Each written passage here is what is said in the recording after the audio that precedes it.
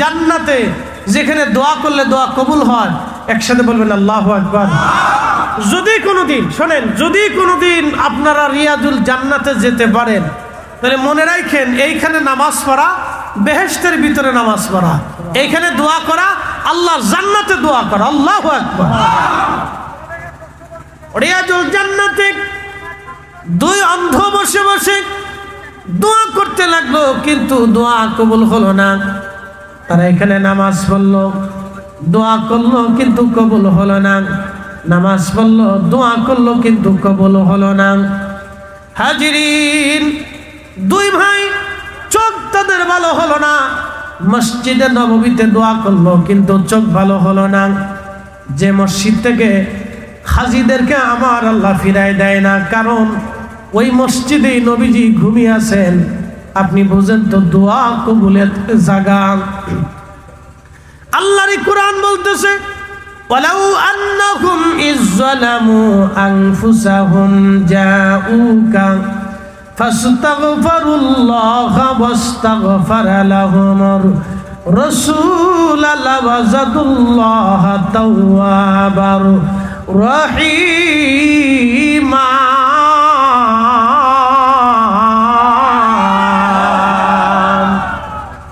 কথাকার ওয়ালাউ আন্নাহুম, যদি তোমার নফসের উপরে তুমি জুলুম করো, নফস জীবনের উপরে তুমি যদি জুলুম করো, যাও কা আমার রাসূলের বাড়ি চলে যাও।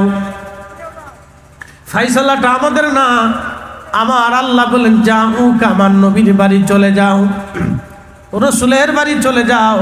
ফাস্তাগফিরুল্লাহ ওয়াস্তাগফারা লাহুমুর রাসূল, আর তুমি রবের দরবারে তওবা করতে থাকো। যদি তোমার তওবা আমার নবীজি কবুল করে, আমার পক্ষে তোমার পক্ষে আমার কাছে সুপারিশ করেন, লাওয়াজাদুল্লাহ তাওয়াবার রহিমা, বান্দারে আমি সাথে সাথে তোমার জীবনের গুনাহগুলি মাফ করে দেব। ওইখানে হাজি দোয়া করলো, চোখ ভালো হলো না। হাজি সাহেব বললেন আমরা ফিরে চলে আসবো মদিনা। এয়ারপোর্ট থেকে আমাদের ফ্লাইট হলো, আমরা আকাশে উড়লাম। যত বাংলাদেশের দিকে আসি, তত ওই দুই অন্ধ হাজির চোখ ভালো হতে থাকে। ভালো হতে হতে হতে হতে একেবারে বাংলাদেশে এসে যখন বিমান ল্যান্ড করলো, তাদের চোখ ভালো হয়ে গেল। আমরা জিজ্ঞেস করলাম, হাজি তোমরা হজ করছো, আমরা হজ করলাম, তোমাদের চোখ নষ্ট হয়ে গেল, আমাদের চোখ ভালো রইল। আমরা আল্লাহর ঘর দেখলাম, তোমরা দেখলা না। আমরা সাফা মারওয়া দেখলাম, তোমরা দেখলা না। আমরা আরাফা মুজদালিফা দেখলাম, মসজিদে নববী দেখলাম, রিয়াজুল জান্নাহ দেখলাম, নবীর মেহরাব দেখলাম, আহা নবীর মিম্বার শরীফ আমরা দেখলাম, নবীজি রওজা শরীফ আমরা দেখলাম, কিন্তু তোমরা দেখলা না। অপরাধ কি? নিশ্চয় তোমরা কোনো অপরাধ করেছো, নতুবা সারা হজের কাফেলায় তোমরা অন্ধ হয়ে রইলা, চোখ ভালো হলো না, কিন্তু অটোমেটিক বাংলাদেশে আসার পরে চোখ ভালো হয়ে গেল। কারণ কি? নিশ্চয় কোনো অপরাধ তোমাদের জীবনে আছে। আরে হাজি, আজকে বলে দিয়ে যাও তোমাদের অপরাধ কি, আজকে বলো তোমাদের অপরাধ কি। তখন হাজি সাহাবরা দুই ভাই চোখের পানি ছেড়ে দিয়ে কেঁদে দিয়ে বলল, হাজিরা জীবনের একটা ভুল কাবাতে আমরা অন্ধ বানায় রাখলো, জীবনের একটা ভুল মদিনা শরীফে আমরা আল্লাহ অন্ধ বানায় রাখলো। বলে ভুল কি? বলে সম্পদ বাড়ি গাড়ির কোনো অভাব আমাদের ঢাকা শহরে নাই, কিন্তু আমরা দুই ভাই ঝগড়া করে আব্বা আর আম্মারে নিজেদের বাড়ি আশ্রয় না দিয়ে আমরা বৃদ্ধাশ্রমে রেখেছিলাম। আমাদের দুই ভাইয়ের ঝগড়াটাই কাল হয়ে গেল। দুই ভাই আব্বা আম্মাকে বৃদ্ধাশ্রমে রেখেছিলাম, বাবা মা ওই অবস্থায় কবরে চলে গেছে। তাদের বদদুয়া আমাদের কাজ, বদদুয়া আমাদের বিরুদ্ধে লেগে গেছে। বুঝছি কোটি কোটি লক্ষ লক্ষ হাজিরা হজ করলো, চোখ অন্ধ হলো না, কিন্তু আমাদের চোখ অন্ধ হয়ে গেল। শুধু আমরা আব্বা আম্মার হক আদায় করি নাই। এই জন্য এই কোরআন বলতেছে, ওয়াকাদা রাব্বুকা আল্লা তা'বুদু ইল্লা ইয়া, আমি আল্লাহ তোমাদের তোমাদের জন্য বাধ্যতামূলক করে দিলাম, আইন করে দিলাম। বলে কি আইন? আমি আল্লাহ ছাড়া আর কারো ইবাদত করবে না। ওয়াবিল ওয়ালিদাইনি ইহসানা, আর বাবা মার সাথে সুন্দর ব্যবহার করবে। ইম্মা ইয়াবলুগান্না ইনদাকাল কিবার, যদি বাবা মা বয়স্ক হয়ে যায়, বুড়া হয়ে যায়, তাহলে আহাদাহুমা আও কিলাহুমা ফালা তাকুল লাহুমা উফ, তুমি এমন আচরণ করবে, এত সুন্দর ব্যবহার, যেন তোমার ব্যবহারে তোমার আব্বা মা উহু শব্দটা পর্যন্ত করে না বসে। আল্লাহ বললেন এইখানে শেষ হলো না বান্দা, ওয়ালা তানহারহুমা, কখনোই তুমি তারে ধমক দেবে না। ওয়াকুল্লাহুমা কাওলান কারীমা, আর দয়া ময়া ভালোবাসার শব্দ দিয়ে কথা বলবে। ওয়াখফিজ লাহুমা জানাহাজ যুল্লি মিনার রাহমা, তোমার যত দয়া আর রহম আছে, মায়া আছে, ভালোবাসা আছে, সব ভালোবাসা দয়া মায়াগুলি বাবা মার জন্য বিছাই দিবা।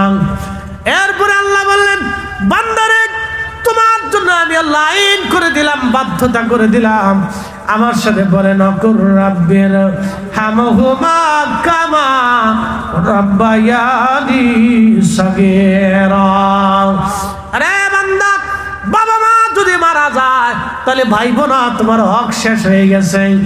আল্লাহর নবীকে সাহাবী বলেন হুজুর আব্বা আম্মা মারা গেছে, হক কি পায়? আল্লাহ রাসূল বলেন তিনটা হক তোমার কাছে পায়। এক নম্বর দোয়া, জোরে বলেন কি? দোয়া। হয় না, আরো জোরে বলেন কি? দোয়া। জোরে বলেন কি? দোয়া। একসাথে বলেন কি? দোয়া। তাহলে নামাজের পরে দোয়া, আপনার নামাজের পরে দোয়া, মাহফিলের পরে দোয়া, কোরআন খতমের পরে দোয়া, কবর জিয়ারতের পরে দোয়া, দুরূদ শরীফ পরে দোয়া আপনারা করবেন, বেশি বেশি করে দোয়া করবেন। আল্লাহ ওয়াজ করলেন রাব্বির হামহুমা কামা রাব্বায়ানি সগীরা। দোয়ার ভাষা আল্লাহ শিখিয়ে দিলেন, এই ভাষা দিয়ে তোমরা দোয়া করবা। দোয়া এই জন্য যেই সন্তান বাবা মার জন্য দোয়া করে না, কিয়ামতের ময়দানে ওই সন্তানকে আল্লাহ নাফরমান সন্তান করে উঠাবে। যেই সন্তান বাবা মার জন্য দুনিয়া থেকে দোয়া করে না, ওই সন্তানকে কিয়ামতের ময়দানে আল্লাহ নাফরমান বানাইয়া, বেঈমান বানাইয়া পিতামাতার অবাধ্য সন্তান হিসেবে আল্লাহ তাআলা দাঁড়া করাবে। এই জন্য সাবধান করে বলে দিয়ে যাচ্ছি, দোয়া দোয়া, নামাজের পরে দোয়া, নফল পরে দোয়া, ফাতিহা পরে দোয়া, কোরআন খতম করে দোয়া, মাহফিলের পরে দোয়া, মসজিদে দোয়া, দুরূদ শরীফ পরে দোয়া, বাবা মার কবরের পাশে দাঁড়াইয়া জিয়ারত করে দোয়া। আল্লাহ নিজে দোয়া শিক্ষা দিয়ে দিলেন, দোয়া করবেন বেশি বেশি। এক নাম্বার হক দোয়া। নবী বললেন উম্মত রে, যদি বাবা মার জন্য দোয়া না করো, কিয়ামতের ময়দানে আল্লাহ তোমাকে বাবা মার অবাধ্য সন্তান হিসেবে দাঁড়া করাবে। আর যদি তুমি অধিক পরিমাণে বাবা মার জন্য দোয়া করো, কিয়ামতের ময়দানে আল্লাহ তোমাকে বাধ্য সন্তান হিসেবে দাঁড়া করায় দেবে। আল্লাহ তোমাকে পিতামাতার হক আদায়কারী সন্তান হিসেবে দাঁড়া করাবে। নবীজি বলেন আমার উম্মতেরা রে, সব উম্মতরা মরে গেলে নেকের দরজা বন্ধ থাকতো, কিন্তু আমার উম্মতের জন্য তিনটা দরজা খোলা থাকবে। এক নম্বর সদকায়ে জারিয়া, রাস্তাতে জমি দিয়েছেন, যতদিন রাস্তা থাকবে ততদিন আমলনামায় নেকি চলতে থাকবে। মসজিদে জমি দিয়েছেন, যতদিন মসজিদ থাকবে ততদিন নেকি চলতে থাকবে। মসজিদে ইট পাথর বালি সিমেন্ট দিয়েছেন, যতদিন মসজিদে নামাজ হবে ততদিন আপনার আমলনামায় নেকি চলতে থাকবে। দুই নম্বর হচ্ছে ইলমের খেদমত, মাদ্রাসায় তলবে ইলমরা লেখাপড়া করে, যতদিন মাদ্রাসা চলবে, যতদিন কোরআন হাদিস পড়বে, ততদিন আপনার আমলনামায় নেকি চলতে থাকবে, নেকি চলতে থাকবে। আপনি মরে যাবেন কিন্তু নেকি বন্ধ হবে না। হযরত উসমান গনি, উনি কোরআনের বড় খাদেম ছিলেন, পৃথিবীতে শ্রেষ্ঠ এই কোরআনের খেদমত হযরত উসমানের মতো কেউ করতে পারে নাই। আল্লাহর কোরআনের সবচেয়ে বড় খাদেম যাকে বলা হয় জামিউল কোরআন, কোরআন একত্রিত করনেওয়ালা। আমি মদিনা শরীফের মসজিদে নববীর ভিতরে একটা লাইব্রেরি আছে, এই লাইব্রেরির ভিতরে গেলাম, সাহাবীরা পাথর খোদাই করে কোরআন শরীফ লিখেছিল। আমি মোবাইলে ছবি তুলে নিয়ে আসছি, কাঠের ভিতরে কোরআন লিখেছিল, আমি নিয়ে এসেছি। এই সব কোরআনগুলি জমা করলেন। কোন সূরার পরে কোন সূরা, কোন আয়াতের পরে কোন আয়াত হবে, এই যে কোরআনের কপি আপনারা দেখতেছেন, এটা হযরত উসমান গনি রাদিয়াল্লাহু আনহু সাহাবায়ে কেরাম নিয়ে বোর্ড বসে তারপরে কোরআন লিখেছিলেন। একসাথে বলবেন আল্লাহু আকবার। এই কোরআনের কোন আয়াতের পরে কোন আয়াত, কোন সূরার পরে কোন সূরা হবে, হযরত উসমান গনি লিখে রাখলেন। আপনারা সহজভাবে যে কোরআন পড়তেছেন, এই কোরআন জমা করেছিলেন হযরত উসমান। এই জন্য কোরআনের সবচেয়ে বড় খাদেম ওনাকে বলা হয় জামিউল কোরআন, কোরআন একত্রিত করনেওয়ালা। হযরত উসমান গনি কোরআন শরীফ তিনি পড়তেন, বেশি বেশি করে কোরআন পড়তেন। যতদিন পর্যন্ত মুসলমান কোরআন পড়বে, যত পর্যন্ত হাফেজরা কোরআনের হাফেজ হবে, যত মুসলমান এই কোরআন তেলাওয়াত করবে, সব আমলগুলি হযরত উসমানের আমল নামায় লেখা হবে। কারণ তিনি এই কোরআন লিখে দিয়ে এই উম্মতের জন্য সহজ করে দিয়ে গিয়েছিলেন। একসাথে বলবেন আল্লাহু আকবার। তাহলে এই কোরআনের যত তেলাওয়াত আসবে, সব তেলাওয়াতের সব হযরত উসমানের আমল নামায় চলে যাবে। এই জন্য নবী বললেন, যদি তোমরা ইলমের খেদমত করে যাও, তোমরা সদকায়ে জারিয়া রেখে যাও। তুমি একটা অবিবাহিত মেয়েকে বিবাহ দিয়ে দিলা, একটা এতিমের বিয়ে পড়াইলা, অথবা একজন গরিব মেয়ের বিবাহের বন্দোবস্ত করে দিলা, একজনের কর্মসংস্থানের একটা ব্যবস্থা করে দিলা, একজন অসুস্থ ব্যক্তির চিকিৎসা তুমি করে দিলা, একজন বেনামাজিরে তুমি নামাজি বানাইলা, একজনকে তুমি নামাজ পড়াইলা। আজকের মাহফিলে আসার সময় আপনারা যারে টাকা দিয়ে ভাড়া দিয়ে মাহফিলে টাকা দিয়ে নিয়ে আসছেন, যত সময় বসে আছে সে যত নেকি পাবে, আপনি তার নিয়ে আসার কারণে আপনার আমলনামায় তত নেকি হবে। একসাথে বলবেন আল্লাহু আকবার। না না হয় না, আরো জোরে বলেন, জোরে বলেন। তাহলে এই মাদ্রাসা যারা বানাইলো, যতদিন কোরআন তেলাওয়াত হবে, যারা মাদ্রাসা বানাইলেন তাদের আমলনামায় তত নেকি চলতে থাকবে। যারা টাকা দিলেন তাদের আমলনামায় নেকি চলবে। এই মসজিদ যারা বানাইলেন তাদের আমলনামায় নেকি চলবে, তাদের আমলনামায় নেকি চলবে, তাদের আমলনামায় নেকি চলবে। এই জন্য কোনো কিছুকে ছোট করে দেখা উচিত না। কোরআনের খেদমত, ইলমের খেদমত, হাদিসের খেদমত, মসজিদের খেদমত। আপনি রাস্তায় জমি দিয়েছেন, ওই রাস্তা দিয়ে আলেমরা হেঁটে গেছে, ওলিরা হেঁটে গেছে, হাফেজরা হেঁটে গেছে, তলবে ইলমরা হেঁটে গেছে, রুগী হেঁটে গেছে, মানুষ তার প্রয়োজন মিটিয়েছে, নারী পুরুষে হেঁটে গেছে, পশু পাখিরা হাঁটছে। আল্লাহ রাসূল বললেন, সবগুলি সওয়াবগুলি যারা রাস্তার জন্য জমি দিল তাদের আমলনামায় আল্লাহ লিখে দেবে। যারা রাস্তা বানাইলো তাদের আমলনামায় লিখে দেবে। টিউবওয়েল করে দিয়েছেন মসজিদে, যতদিন মুসল্লিরা ওযু করে নামাজ পড়বে ততদিন নেকির আমলনামায় নেকি চলতে থাকবে। 3 নম্বর, আওয়ালাদিন সলিহিন ইয়াদউ লাহু, নেক সন্তানের দোয়া, নেক সন্তানের দোয়া, নেক সন্তানের দোয়া। যারা কাদেরি আছেন, চিশতি আছেন, নকশবন্দি আছেন, মুজাদ্দিদি আছেন, যারা তরিকতের মানুষ আছেন, তরিকা যারা গ্রহণ করেছেন, আপনাদের ওজিফা কালাম আছে। আপনি যত ওজিফা করবেন আপনার পূর্বতন ওলিদের নামে সে ওজিফার নেকি চলে যাবে। আপনি যতবার মুনাজাত দিবেন আপনার পূর্বতন ওলিদের নামে তত নেকি চলে যাবে। আপনি যতবার কোরআন পড়বেন পূর্বতন ওলিদের আমলনামায় তত নেকি চলে যাবে। এই মাহফিল যারা সাজাইলেন, শুধু সাজানোর কারণে তাদের নেকি হবে না।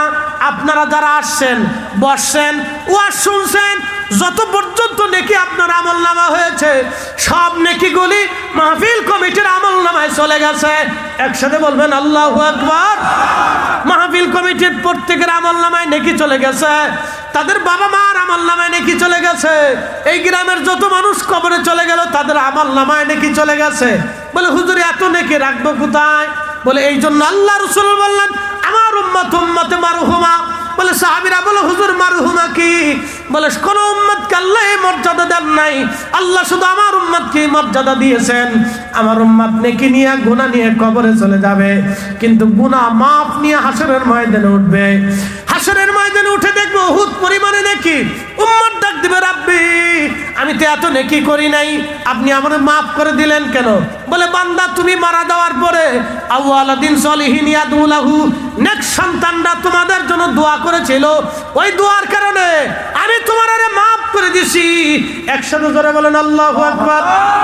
তাহলে বলেন দোয়া, জোরে বলেন কি? আরো জোরে বলেন। তাহলে যারা দোয়া বন্ধ করতেছে দুর্বিসন্ধি আছে, দোয়া যারা বন্ধ করতেছেন, দুর্বিসন্ধি আছে আপনাদের। দোয়া বন্ধ করলে আপনার 4 পয়সা মূল্য হবে না, শয়তানের লাভ হয়ে যাবে। আল্লাহ রাসূল 1450 বছর আগে বাবা মার জন্য, আত্মীয় স্বজনদের জন্য, মরহুমদের জন্য দোয়ার পদ্ধতি চালু রেখে গেলেন। সহিহ বুখারীতে নবী বলেন, আউয়ালাদিন সলিহিন ইয়াদুলাহু, নেক সন্তানের দোয়া আল্লাহর দরবারে কবুল হয়ে যাবে।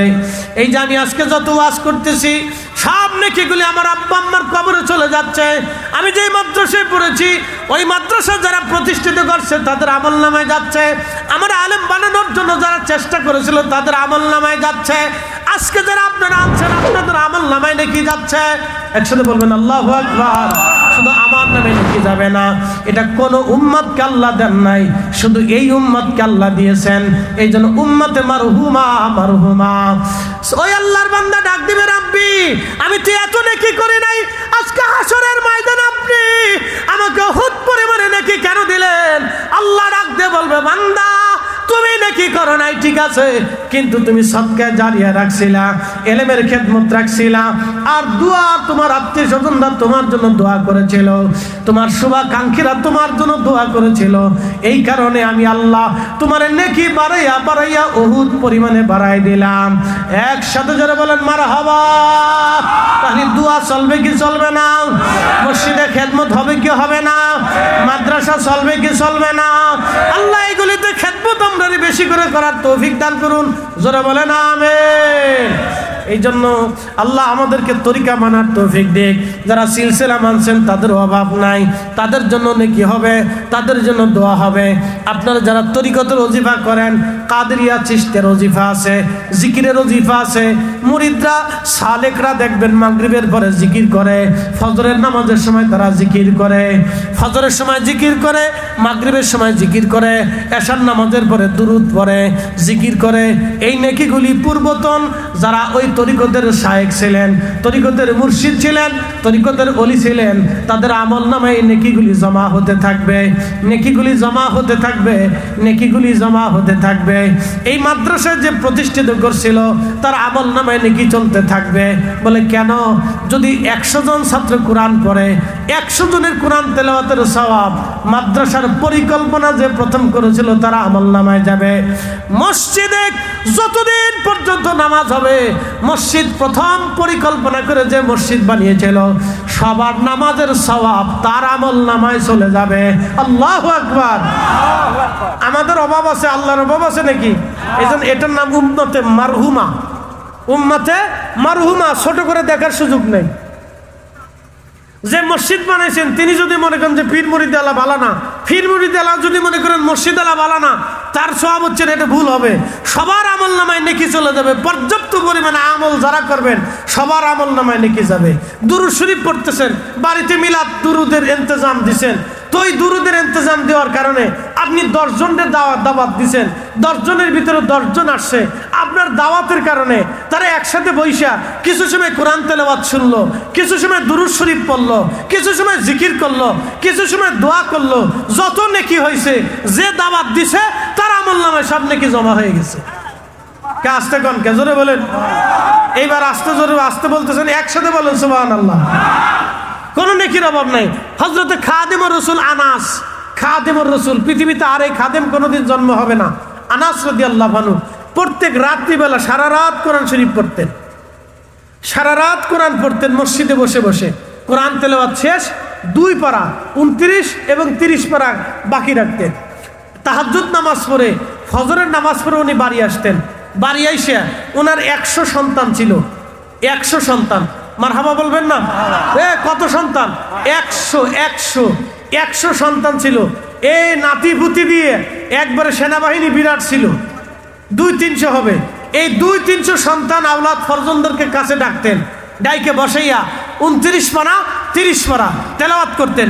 ওনার জীবনীতে তারিখে রিজালে আসছে, পৃথিবীর সব তারিখের কিতাব ওনার জীবনীতে আসছে, হায়াতুস সাহাবার ভিতরে আসছে। উনি এই তেলাওয়াত করার পরে বাকি 2 পারা তেলাওয়াত করে উনি সবাই নিয়ে দোয়া শুরু করতেন। দোয়া করে বলতেন, বেটারা আমি মাসুক নবীর জবান থেকে শুনছি কোরআন খতম দেওয়ার পরে যেই দোয়া হয় সেই দোয়া আল্লাহর কাছে কবুল হয়। একসাথে বলবেন আল্লাহু আকবার। আজকে জমাতবদ্ধভাবে দোয়া করা যারা বেদাত বেদাত বলে চিল্লাইতেছেন, আপনি শুধু বেদাতের ফতোয়া মারবেন কিন্তু নেকি পাবেন না। আর যারা দোয়া করবে তারা ক্ষমা নিয়ে বেহেশত চলে যাবে। আপনার বেদাতের ফতোয়া আপনাকে জান্নাত দেখাবে না, কিন্তু যারা দোয়া করবে তারা দোয়া নিয়ে তারা জান্নাতে চলে যাবে। কথা কন না কেন? বুঝে যাবেন। এই জন্য দোয়া চলবে। খাদিম রাসূল দোয়া করতেন, প্রত্যেকদিন ফজরের নামাজের পরে দোয়া করতেন, আর আপনি এসেন মাসলা বাতাইতে। সাহাবীরা নেকি তালাশ করতো, আর আপনি মাসলা তালাশ করতেছেন। মাসলা বাদ দেন, নেকি খুঁজেন। নেকি কোন জায়গা? এই কোরআন বলছে ফামাইয়া আমাল মিসকালা যাররাতিন খায়রান ইয়ারা, অনুপরিমাণ নেকের কাজ যদি করো, একবার অনুপরিমাণ যদি করো, আমি আল্লাহ তোমারে তাও সেই বেনিফিট প্রতিদান তোমারে দেখাবো, তোমারে দিয়ে দেব, আমি আল্লাহ মাহরুম করব না। একসাথে বলবেন আল্লাহু আকবার। নবীজি বললেন, আমার উম্মতেরা তোমরা শুনে রাখো, তোমরা শুনে রাখো। এই আয়াতের তাফসীর ইবনে কাসিরের ভিতরে ইমাম ইবনে কাসির লেখছেন, আল্লাহ রাসূল সহিহ বুখারীতে বলতেছে, উম্মত তোমরা জাহান্নাম থেকে বাঁচো, জাহান্নাম থেকে বাঁচো, জাহান্নাম থেকে বাঁচো। তোমার ভাইকে একটা খেজুর খাওয়াইয়া হলেও জাহান্নাম থেকে বাঁচো। মারহাবা কোন? কি খাওয়াইয়া? জোরে না, একসাথে জোরে বলেন। আরবে খেজুর অ্যাভেলেবেল পাওয়া যায়, বাংলাদেশে জিলাপি অ্যাভেলেবেল পাওয়া যায়। আমি মালয়েশিয়াতে গেছি, মালাক্কা, মালয়েশিয়ার মাহফিল শেষ করে মালাক্কাতে আমার নিয়ে গেছে এরা। বলে হুজুর চলেন চাইনিজদের প্রথম মসজিদ দেখে আসি। তো চাইনিজ মুসলমানদের প্রথম মসজিদ মালয়েশিয়ার 400 বছর আগের মসজিদ দেখতে গেছি। চাইনিজরা যেরকম কাঠ দিয়ে চিঙ্কু পুঙ্কু বাড়ি বানায়, মসজিদ ওই রকম কোয়ালিটি। মসজিদের সামনে বিরাট একটা দবলা বান্ধা আছে, দব। ওই দব পিটাইতো আগে, আজানের সময় আসলে দবে বাড়ি মারতো, গুরুম গুরুম আওয়াজ হতো। দূরের মানুষ জানতে পারতো যে আজানের সময় হয়েছে, বুঝতে পারছেন? ওটা এখনো বেঁধে রাখছে ওইভাবে, কাঠের ইয়া দিয়ে বেঁধে রাখছে। সেই আগের জমানা সেই লোহা কাঠ না কি কাঠ কয়, কালা কালা কাঠ, খুব মজবুত, নষ্ট হয় নাই। 400 বছর ধরে এখনো আছে। বাপরে বাপ, 400 বছরে কাঠ নষ্ট হয় নাই। আর আমাদের বাংলাদেশে লোহার শেষ হয়ে যায়, 50 বছর পরে লোহার শেষ হয়ে যায়। 50 বছর পরে লোহার শেষ হয়ে যায়, কি অবস্থা! হ্যাঁ, তো খুব মনোযোগ দেন। তো এই মসজিদে যাওয়ার পরে আমি নামাজ পড়ে বের হলাম, দেখি এরকম বড় একটা টেবিল, টেবিলের উপরে বিস্কিট আছে, কলা আছে, চা আছে, কফি আছে, ওরা রেখে দিছে। আমি বললাম কারণ কি এগুলি কেন? বলে হুজুর এই মুসল্লিরা আসবে, নামাজ পড়বে, এগুলো খাবে। আমি বললাম এত কলা এই মানুষ খাচ্ছে, নামাজ পড়তেছে। আমি বললাম এই কলার এই বাক্স যদি, এই কলার এই প্লেট যদি ঢাকা বাইতুল মুকাররম মসজিদের সামনে দিয়ে রাখতাম, কলার জান শেষ। কলা কইতে আমি কোন দেশে জন্ম নিলাম রে? চিন্তা করে দেখেন, তাদের দেশে একটা কলার কত নিরাপত্তা, একটা কলার নিরাপত্তা কত, যে কলা রেখে দিছে, কেউ খাচ্ছে কেউ খাচ্ছে না, কেউ একটা খাচ্ছে দুইটা খাচ্ছে। দেখ চাইনিজ বাচ্চা বালক স্টুডেন্ট, ও নামাজ পড়তে এসে ও কলা খাচ্ছে, আর আমারও দেখে দেখে আসতেছে, আমার সব পাগড়ি পুগড়ি বান্ধা, তোরা তো পাগড়ি টাগড়ি পরে না। ওটা মুসলমান, আলট্রা মডার্ন সিস্টেম মুসলমান। পাগড়ি টাগড়ি ওরা পরে না, জুব্বা জব্বি পরে না, ওরা লুঙ্গি পরে। মালেরা লুঙ্গি পরে আর কি, লুঙ্গি ওদের জাতীয় পোশাক, লুঙ্গি আর শার্ট হচ্ছে জাতীয় পোশাক। আচ্ছা, এক এক দেশের এক এক সিস্টেম আছে। তা আমি দেখলাম ওরা খাবার খাওয়ায়, মানুষের খাবার খাওয়ায়। তাই জন্য আল্লাহ রসুল বলছেন, তুমি যদি জাহান্নাম থেকে বাঁচো, একটা খেজুর খাওয়া হলেও বাঁচার চেষ্টা করো। এই আয়াতের তাফসীরে আসছে। সাহাবী বলেন, হুজুর খেজুর যদি না থাকে, তাহলে তোমার মুসলমান ভাইয়ের সাথে তুমি মুস্কি হাসি দিয়ে হলেও জাহান্নাম থেকে বাঁচার চেষ্টা করো। একসাথে কোন আল্লাহু আকবার। হুজুরে বলেন কি হাসি? অনেকেই কথা বলে হাসি টাসি দেয় না, মনে হয় যে একবার বউ মরে গেছে, লাড়াচাড়া নাই। মুস্কি হাসি দিয়ে হলেও তুমি তোমার জাহান্নাম থেকে বাঁচার চেষ্টা করো ভাই। এই জন্য আয়াতের ব্যাপক একটা অর্থ আছে। আয়াতের তাফসীর পড়লে আপনি বুঝবেন যে আল্লাহর নবী কোন নেকের কাজরে ছোট ভাবে নাই। আপনি তো বেদাতের মাসলা নিয়ে পড়ে রয়েছেন, আর আল্লাহ রসুল কোন নেকের কাজরে ছোট মনে করে নাই। এক সাহাবী এসে বলতেছি, ইয়া রাসূলুল্লাহ, এই আপনি আমাদেরকে যে ইমাম দিছেন সেই ইমাম খালি প্রত্যেক ওয়াক্তে নামাজে সূরা ইখলাস পড়ে, কি বুঝলেন? সূরা ইখলাস পড়ে। আমি 2 জুমায় পড়াইছিলাম, আয়াত পড়াইছিলাম 2 জুমা। তোমার তো হাউজিং মসজিদ অনেক মুসল্লি হয়, 4-5 হাজার মুসল্লি প্রত্যেক জুমায় হয়। তা হাউজিং এ আমি শুধু 2 জুমাতে একদিন পড়াইছিলাম ওই যে ফাযকুরুনি আযকুরুকুম ওয়াশকুরুলি ওয়ালা তাকফুরুন। তো মুসল্লিরা তো এই আয়াত মাঝে মধ্যে শুনে, তো শুনতে শুনতে মুখস্থ করে ফেলছে। তা আমি 2 জুমায় পর ফাযকুরুনি আযকুরুকুম ওয়াশকুরুলি ওয়ালা তাকফুরুন আয়াতের সাথে একবার সূরার সাথে মিলে চলে আসছে। তা আমি এইভাবে তেলাওয়াত করছি। পরের জুমায় ইমাম সাহেব হুজুর এসে কয়, হুজুর আর ফাযকুরুনি পড়েন না। বলে কে?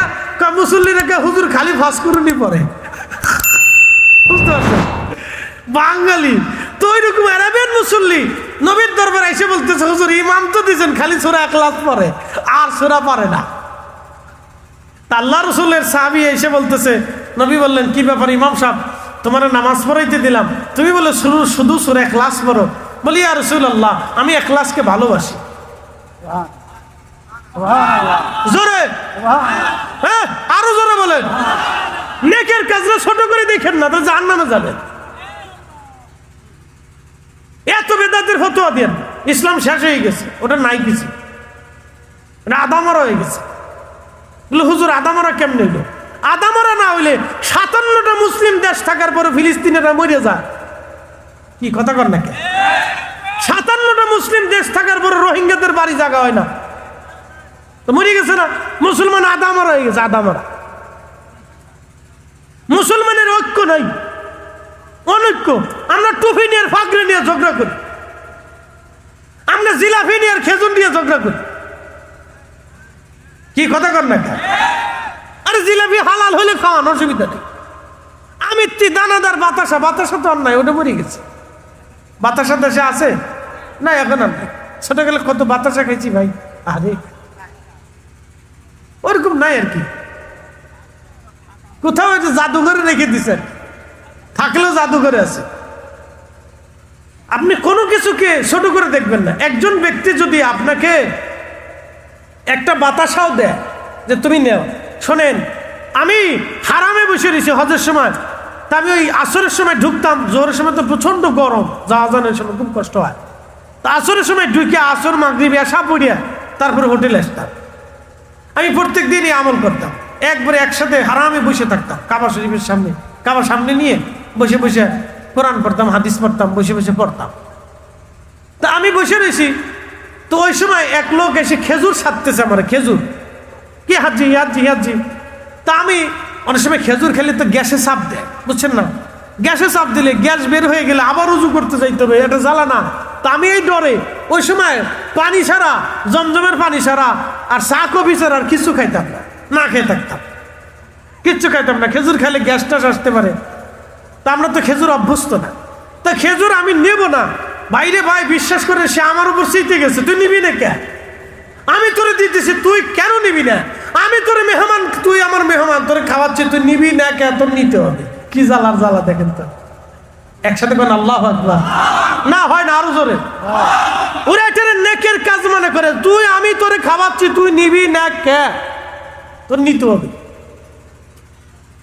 দেখেন তো, একটা খেজুর খায়ও হলেও ওরা জাহান্নাম থেকে বাঁচার চেষ্টা করে, আর আপনি ফতোয়া মারতেছে। ওগুলো বাদ দেন, ঝেড়ে ফেলে দেন, এগুলো দিয়ে ইসলামের আর ক্ষতি করেন না। বহুত হচ্ছে মানুষ সেই আগের সেই মোহাব্বত কমে গেছে। এখন যুবকরা মুরব্বীদেরকে তাজিম করে না। আল্লাহর কসম করে বলেন তো, আগে 20-30 বছর আগে মুরব্বীরা যেখানে বসতো, যুবকরা ওই এলাকা দিয়ে যাইতো না। চাচায় ধমক দিলে ভাতিজার কথা বলতো না। মুরব্বী একটা ধমক দিলে ফুলাপানা আর ওই সামনে দিয়ে যাইতো না। এখন মুরব্বীরা ধমক দেখে আমরা কি ছাতা বোঝায়,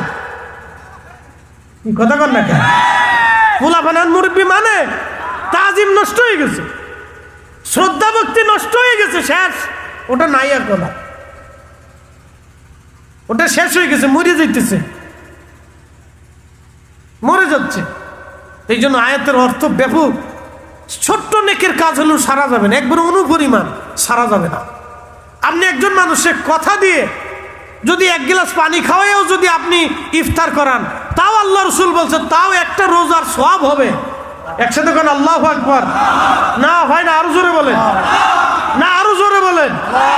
নেকের কাজের নবী ছোট করে দেখে নাই, বলছে তোমার যদি সামর্থ্য না থাকে তুমি এক পেয়ালা পানি দিয়ে হলো তোমার রোজাদারে খাওয়াও, তাও যদি খাও তাও তোমার আমলনামায় কবুল রোজার সওয়াব হবে। নেকের কাজ ছোট করে দেখে নাই নবীজি। এই জন্য আপনার বাড়িতে মানুষের দাওয়াত করছেন, দাওয়াত করে ইমাম সাহেব হুজুর বললেন যে হুজুর একটু দোয়া করে। ইমাম সাহেব হুজুর মিলাদ শরীফ পড়াইলো, কেউ মিলাদ যদি না পড়ে, অনেকেই মিলাদ পড়তে চায় না, তো না পড়লে তার জোর করে পড়ানো যাবে না।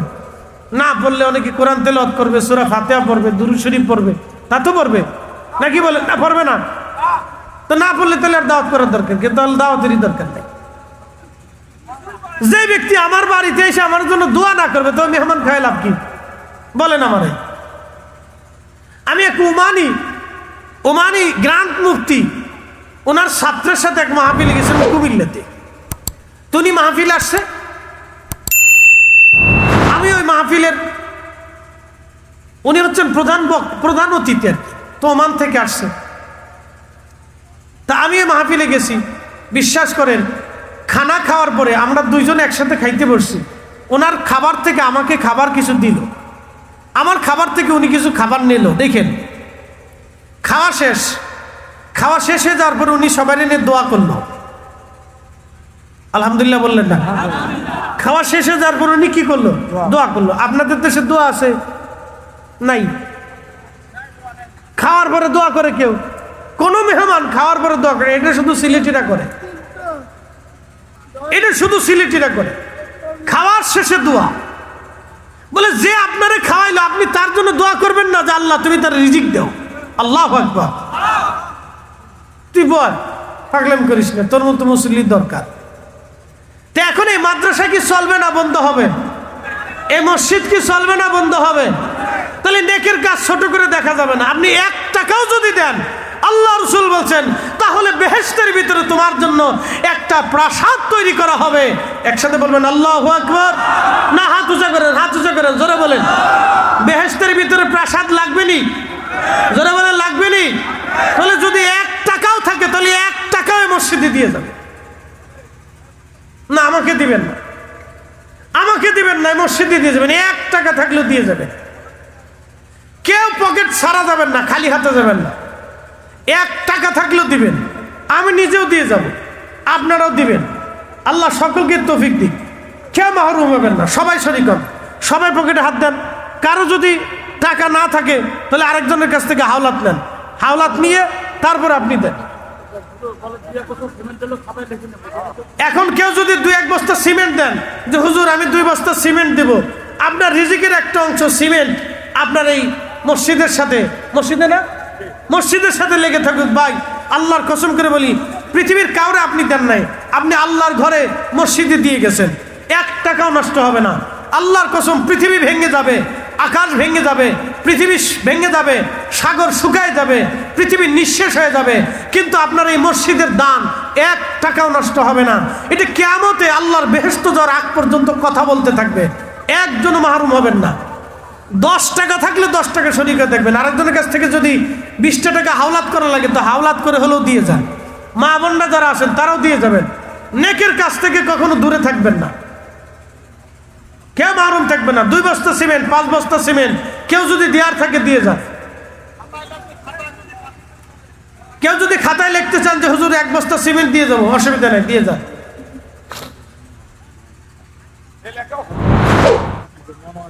মনোয়ারা বেগম এক বোন, তিনি 500 টাকা দিছে।